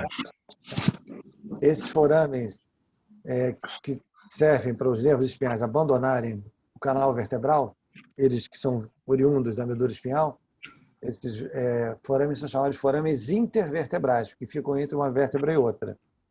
E aí eu vou voltar aqui, de propósito, porque eu quero que vocês vejam isso. Então, vou fazer uma coisa que não é didática. Vou correr aqui. Pronto. Aqui eu acho que eu já consigo. Ó. Entre duas vértebras fica um espaço aqui, estão vendo? Ó? Entre o pedículo da vértebra de cima e o pedículo da vértebra de baixo fica um buraco. Ó. Aqui, aqui, aqui, entre os pedículos, que vocês já sabem o que é, eu posso falar. Então, esses buracos são os forames intervertebrais, por onde os nervos espinhais abandonam o canal vertebral. Vamos voltar para onde eu estava, né? Eu tinha esquecido de falar isso, é uma coisa importante. No sacro, como é uma soldadura, ao invés de nós termos forames intervertebrais, nós temos forames sacrais, que são voltados para dentro da pelve, para nervos atingirem as vísceras pélvicas, ou para trás, para fora, por trás, pelo dorso. E então os nervos, os últimos nervos espinhais, eles abandonam a coluna vertebral não lateralmente, pelos forames intervertebrais, que não existem no sacro, mas dorsalmente, porque o sacro possui forames ventrais e dorsais. Então é por aqui, olha, que vai sair a inervação do membro inferior, parte dela, a inervação da região glútea pelos forames sacrais dorsais, a inervação das vísceras pélvicas pelos forames sacrais ventrais ou anteriores. Tá? E quando a gente olha o sacro por trás, aí a gente vê uma crista mediana, que é a fusão dos processos espinhosos. Vê uma outra crista intermediária aqui, ó, que é a fusão dos processos articulares. E vê a terceira crista, que é a mais lateral, que é a fusão dos processos transversos. Direitinho, né? Aquilo que as vértebras têm. Tá? Em cima, o sacro se articula com a última vértebra lombar, que é a quinta vértebra lombar, e embaixo ele se articula com a primeira vértebra coxígea. São 3 a 5 vértebras coxígeas. Num corte sagital mediano, a gente vai entender então que o canal vertebral, uma dúvida que vocês poderiam ter, né? Ele continua a existir dentro do sacro. E que a diferença é aquela, né? Os nervos espinhais são enviados para trás ou para frente, porque os forames são dorsais ou ventrais, não são mais laterais. Olhando por cima agora o sacro, se eu fizer um corte transverso ao sacro, eu confirmo os 3 canais que é aqui, isso é muito interessante. Ó, o canal vertebral, entre o corpo vertebral e o arco vertebral, igualzinho às outras vértebras, e descubro que é um canal anteroposterior aqui, estão vendo? Que vai acabar se abrindo nos forames sacrais dorsais ou nos forames sacrais ventrais, que a gente já viu. Né? Então, esses forames, na verdade, não estão isolados, eles fazem parte de um canal anteroposterior, por onde o nervo da medula espinhal, olha só que interessante, ó, ele abandona o canal vertebral por um espaço aqui que é equivalente, totalmente equivalente ao... Eu acho que está aberto o teu microfone, tá, querido? Totalmente equivalente ao forame intervertebral, olha como é igualzinho ao forame intervertebral, aquele que é voltado para os lados, né? E daqui o nervo cai no canal anteroposterior para sair pelo forame dorsal ou pelo forame ventral, né? E aqui uma imagem, então, do conjunto, ó, da última vértebra lombar, com o sacro e o cóccix, né? Numa vista anterior, numa vista posterior, e em perfil, isso que eu queria, foi o motivo principal dessa imagem aqui, para mostrar para vocês que lateralmente o sacro tem uma face lisa, né, articular, que alguém achou parecida com uma orelha, né? Eu não acho, mas enfim. E recebeu o nome de face auricular, em forma de orelha, né? É com essa face articular aqui que ele se une aos ossos do quadril, que formam a cintura, lembram disso? A cintura pélvica, né? Os ossos do quadril, também chamados de ossos ilíacos, que a gente viu na semana passada. O ponto de contato é aqui, ó, é nas faces auriculares que o sacro tem lateralmente. Elas estão escondidas aqui, ó, vocês não estão vendo, elas estão desse lado e desse lado aqui. Só ver se olhar o sacro em perfil. Né? E o cóccix não tem nada demais, né? São 3 a 5 vértebras fundidas. Só tem uma coisa, né? Que ele dói para burro, né? Porque tem um nervo que passa exatamente aqui atrás dele. E quando a gente cai no chão e bate o cóccix, dói por muito tempo, né? Chega a dor, durar meses. Sobretudo se houver fratura do cóccix, né? Que não serve para nada, só serve para nos incomodar. Né? Bom, então como é que uma articulação se articula, ou uma vértebra se articula com a outra? De 2 maneiras, que vocês já entenderam, eu sei disso. Na frente, pelos corpos vertebrais, onde uma vértebra se une a de cima e a de baixo, através de uma peça intermediária, que são os discos intervertebrais. Esses discos, como eu disse para vocês, são externamente fibrosos, tem também tecido cartilaginoso, muito tecido cartilaginoso, e no centro eles têm um núcleo que é gelatinoso. Isso aí que serviu de inspiração para aqueles tênis que têm os discos de amortecimento que vocês encaixam no calcanhar do tênis, né? E que pode ser mais rígido, menos rígido, mais elástico e tal. Isso é uma reprodução desse elemento biológico, do disco intervertebral. E atrás, a articulação de uma vértebra com a outra se dá através do que existe pendurado ali no arco vertebral, que nós já falamos várias vezes, são os processos articulares superiores e inferiores, que são bilaterais, lembram? Tem dos 2 lados. Então, eu estou vendo aqui, ó, muito bem, aí eu vou detalhar de propósito, né? Essa vértebra inferior, estou percebendo o processo articular superior do lado direito dela, se conectando ao processo articular inferior, também do lado direito, da vértebra de cima. E essa articulação está escondida aqui, porque existe uma cápsula fibrosa que a esconde, estão vendo? Então, aqui é a conexão do processo articular superior da vértebra de baixo com o processo articular superior da vértebra de cima, ou, perdão, inferior da vértebra de cima. Esses processos que aqui estão livres para a gente ver, ó, o superior da primeira vértebra e o inferior da segunda, estão livres. Aqui está havendo articulação. E, novamente, eu tinha esquecido o forame intervertebral entre um pedículo e o outro. Olha aqui, ó, o forame intervertebral entre os pedículos, por onde saem os nervos espinhais. Está aqui, então, a articulação. Ela é sinovial, portanto, por incrível que pareça, aí dentro existe líquido sinovial para permitir um deslizamento pequeno entre esses processos articulares. E como as faces articulares são planas, né, o que é possível é um pequeno deslizamento, muito pequeno, que acontece na hora da flexão e da extensão da coluna. Tá? No movimento lateral, menos, mas também acontece. É um pequeno deslizamento entre os processos articulares. O elemento mais importante no dia a dia da gente, de vocês também, muito, né? É o disco intervertebral. É o elemento interposto aos corpos vertebrais adjacentes. Então, uma vértebra e a vértebra sobrejacente a elas estão separados pelo disco intervertebral quando a gente está analisando aqui os corpos vertebrais. E lembrem, né, que ao longo dos corpos vertebrais que a carga do peso corporal é transmitida, e não ao longo dos arcos vertebrais. Até porque a gente não pode ficar transmitindo carga no arco onde tem medula dentro, né? O ideal é transmitir numa região que não tem medula, que são os corpos.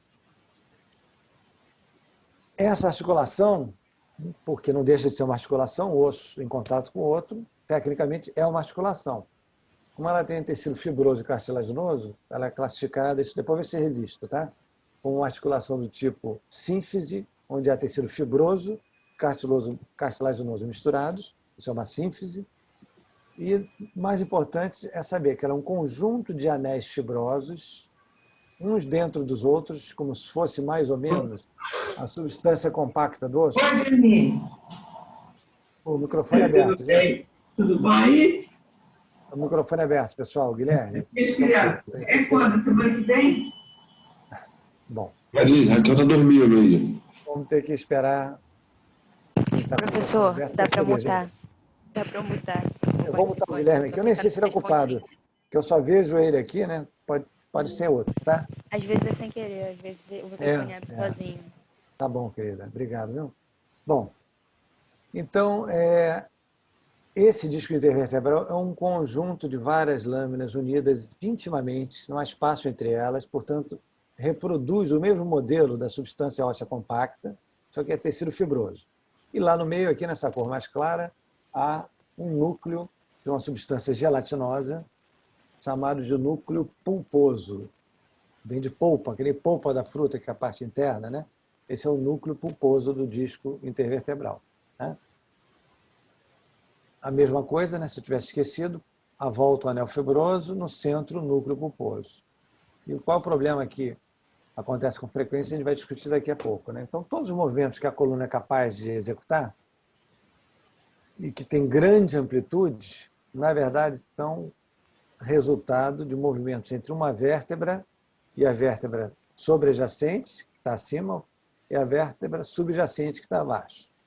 Entre uma vértebra e outra, o movimento é muito pequeno, ou seja, a quantidade de graus que eu consigo executar de flexão, de extensão, de lateralidade, de um lado para o outro, e até de rotação, são muito poucos graus. Mas quando eu somo todas as vértebras e os graus de movimento que uma consegue executar em relação às duas fazem contato com ela, essa soma é que gera os movimentos de grande amplitude, na flexão da coluna, na extensão, né?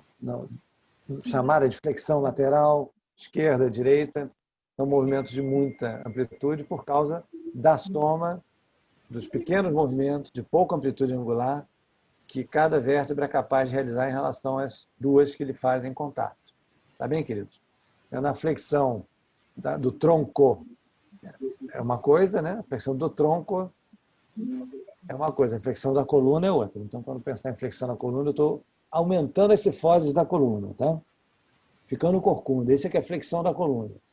Se a coluna estiver reta e eu descer o tronco inteiro, isso é flexão do tronco, é o movimento do quadril, e não da coluna, para vocês não confundirem, tá? A rotação ao longo de um eixo longitudinal e os movimentos laterais ao longo de um eixo transversal, né? Antero-posterior, perdão.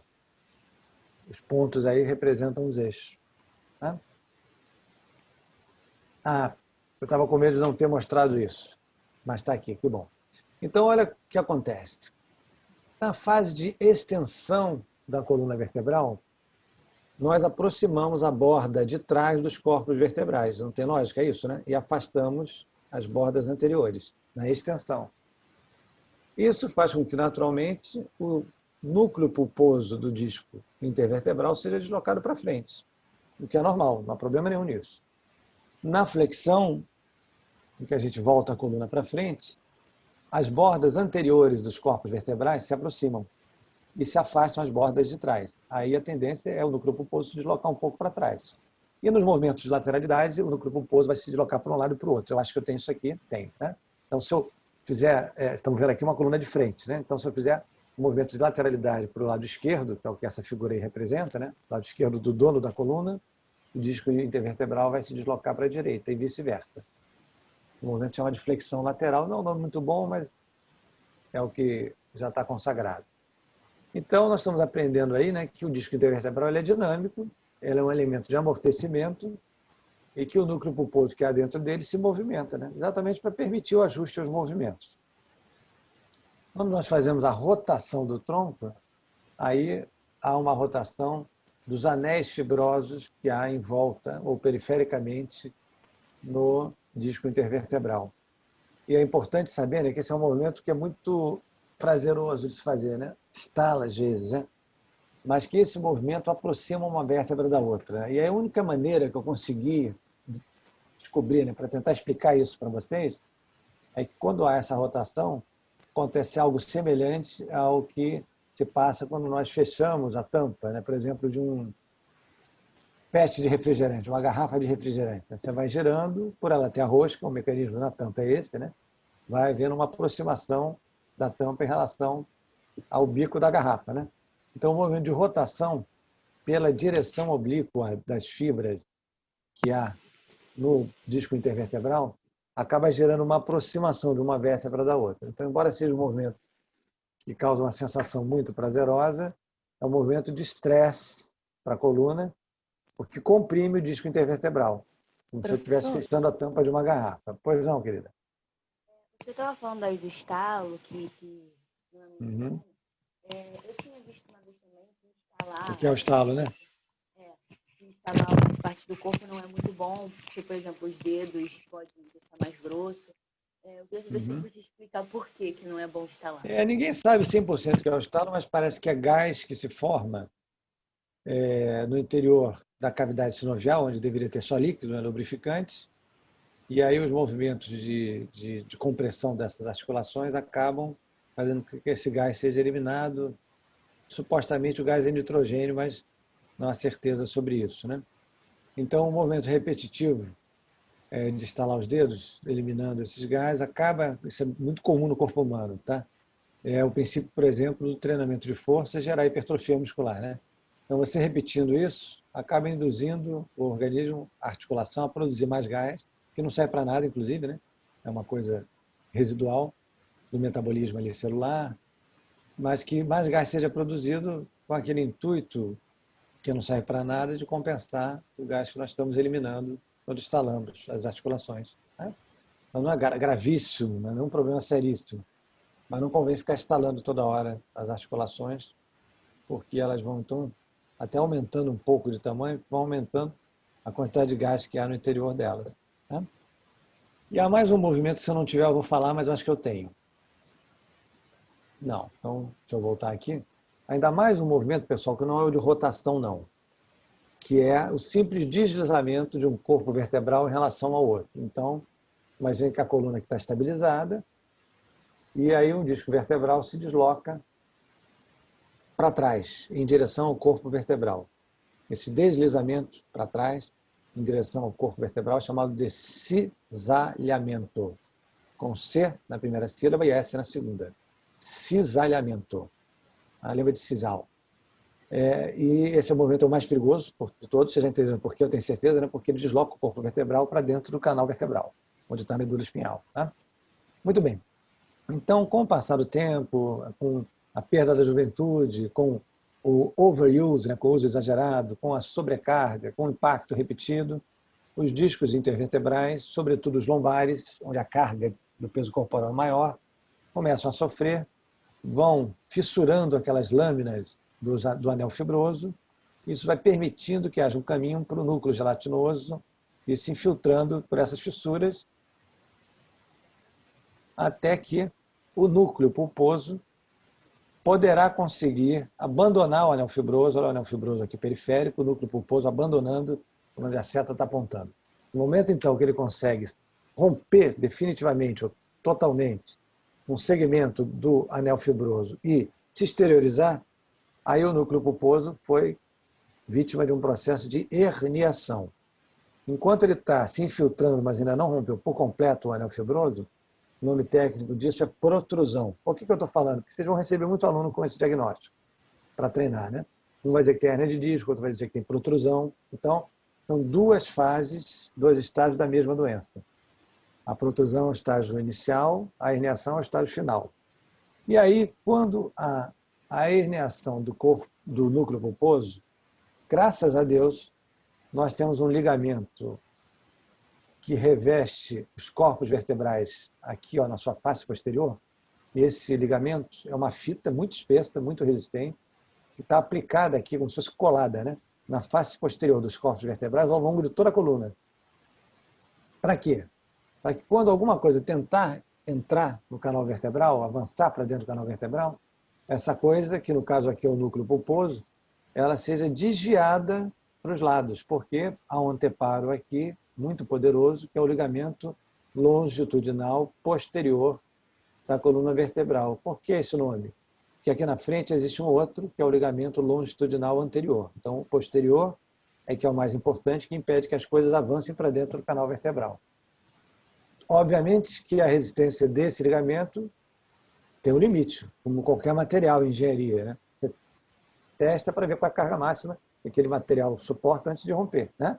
Então, um impacto muito grande, um acidente com uma transmissão de grande quantidade de energia mecânica para a coluna, é capaz de romper, sim, o ligamento longitudinal posterior e a proteção ao canal vertebral se perde. Mas em situações como a hérnia de disco, que é inclusive progressiva, né? Então o núcleo pulposo ele escapa para o lado, porque o ligamento longitudinal posterior, que é mediano, não deixa ele para a coluna vertebral, ele vai em direção aos forames intervertebrais, por onde estão passando os nervos espinhais, lembram? Então a manifestação clínica dolorosa é de compressão dos nervos espinhais e não da medula espinhal, né? Na ressonância, que é o exame mais indicado para se estudar essas coisas, vamos aproveitar e olhar juntos? Olha aqui uma coluna lombar e aqui o começo da coluna sacral. Os corpos vertebrais aqui lombares, ó.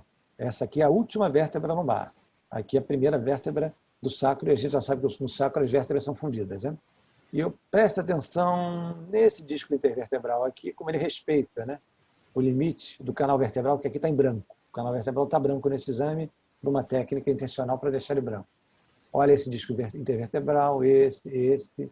Aí quando a gente vai para o disco intervertebral entre a quarta e a quinta vértebra lombar, olha o que aconteceu com ele aqui, ó.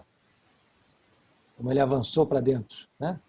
Na verdade, a gente já sabe que ele avançou para o lado, né? Mas comprime, obviamente, ó, essa área aqui, ó, bem lateral, é uma área de compressão da parte mais lateral do canal vertebral. E a gente vê isso aqui, olha que bacana, né? Então, vocês estão fazendo o diagnóstico aqui de hérnia discal, né? O núcleo pulposo se projetando aqui para trás, além do limite do corpo vertebral. Eu tomo como parâmetro o corpo vertebral, ele foi além do limite do corpo vertebral. Tá? Então, só uma imagem de ressonância nuclear magnética daquilo que vocês já entenderam. Bom, com a idade, todos nós vamos sofrer lesões por desgaste da coluna vertebral, tá? E essas lesões por desgaste da coluna vertebral, que são degenerativas, portanto, nós vamos discutir detalhadamente com vocês quando falarmos sobre o complexo articular da coluna vertebral. A única que eu queria comentar já agora era a herniação do disco intervertebral. As outras a gente vai comentar quando discutir a coluna vertebral como um complexo articular, quando apresentar todos os ligamentos para vocês, e aí a gente vai abordar essas lesões. Tá bem, pessoal? Então, para hoje é isso que eu quero que vocês compreendam, aquelas coisas muito simples sobre crânio, como uma vértebra é composta, como o conjunto das vértebras origina a coluna vertebral e como que a coluna vertebral funciona como um elemento único, né, capaz de se movimentar com grande amplitude e com aquela importância adicional de conter no seu interior a medula espinhal. Tá certo, querido? Como a gente gravou a aula que vocês lembraram, né, eu já vou salvar, publicar, que é o nome que se diz, né, a aula no canal do YouTube. Tá bem, queridos? O Diego está escrevendo alguma coisa aqui, né? Não sei se de propósito, querendo me dar uma mensagem ou não. Alguma dica, Diego? Queridos, alguma pergunta que vocês querem fazer? Desculpa. Nada, querido. Querem perguntar Professor? alguma coisa? Qual é o nome do canal para eu assistir? Canal... Ah, é o canal da Anatomia, né? Anatomia UERJ. Eu vou te mandar. Tá? Vou mandar para os dois grupos. Ok. Tá bom, queridos? Então, até a semana que vem. Na semana que vem, a gente vai falar de ossos do esqueleto axial. Axial não, apendicular, perdão. Vamos falar de ossos do membro superior e inferior. Coisas muito interessantes também. Tá? Então, um beijo aí para todo mundo. Até sexta que vem, pessoal. Valeu, professor. Tchau, tchau. Bom dia. Tchau, querido. Obrigado, professor. Um abraço. Valeu, professor. Bom dia. Bom dia. Valeu, professor.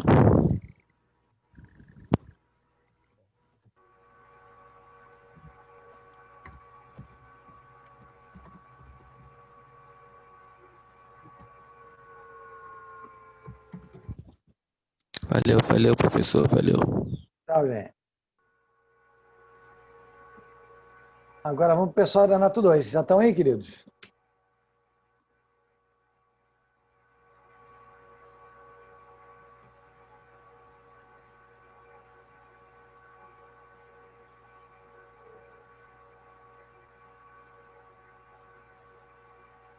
Professor, está me ouvindo?